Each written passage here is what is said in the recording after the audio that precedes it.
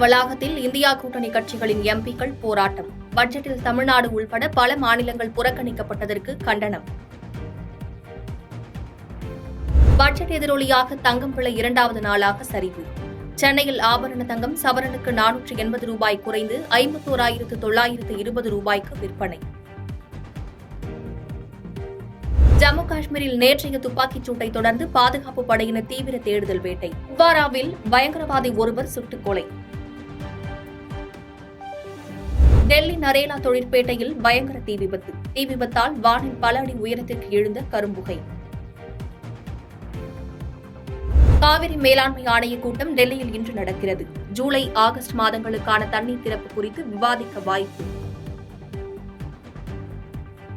பிலிகுண்டுலுவில் இன்று காலை நிலவரப்படி 42,000 கன அடி நீர்வரத்து. ஒகேனக்கல் அருவியில் நீராடவும் ஆற்றில் பரிசல் இயக்குவதற்கும் 9வது நாளாக தடை நீட்டிப்பு.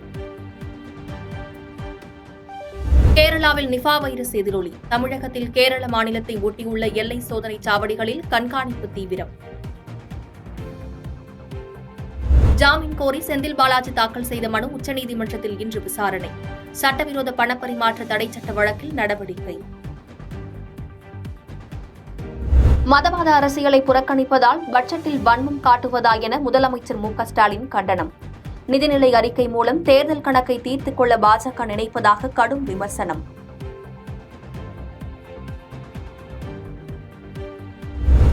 அதிமுக முன்னாள் அமைச்சர் எம்.ஆர். விஜயபாஸ்கரிடம் சிபிசிஐடி போலீசார் 2வது நாளாக விசாரணை. 100 கோடி ரூபாய் மதிப்புள்ள நில மோசடி வழக்கில் விஜயபாஸ்கரை இன்று பிற்பகலில் நீதிமன்றத்தில் ஆஜர்படுத்த நடவடிக்கை.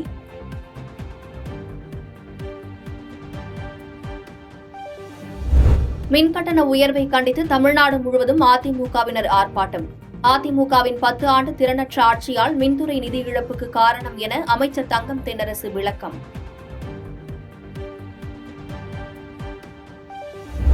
பவானிசாகர் அணையின் நீர்வரத்து வினாடிக்கு 4,702 கன அடியாக அதிகரிப்பு. அணையின் நீர்மட்டம் 85 அடியை எட்டியுள்ள நிலையில் கீழ்பவானி பாசன விவசாயிகள் மகிழ்ச்சி.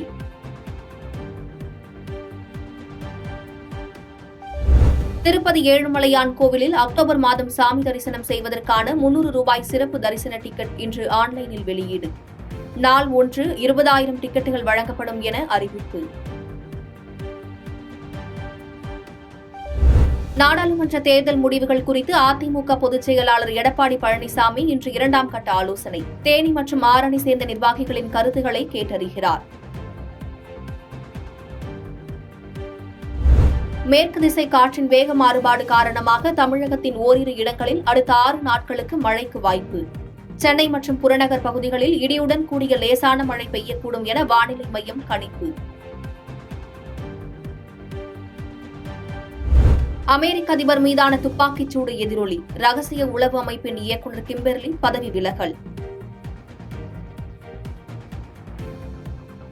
பாதகம் செய்பவரை கண்டால் நாம் பயங்கொள்ளலாகாது பாப்பா. மோதி மிதித்து விடு பாப்பா, அவர் முகத்தில் உமிழ்ந்து விடு பாப்பா. அண்மை செய்திகளை உடனுக்குடன் தெரிந்து கொள்ள இணைந்திருங்கள் இயம்நாடு தொலைக்காட்சியுடன்.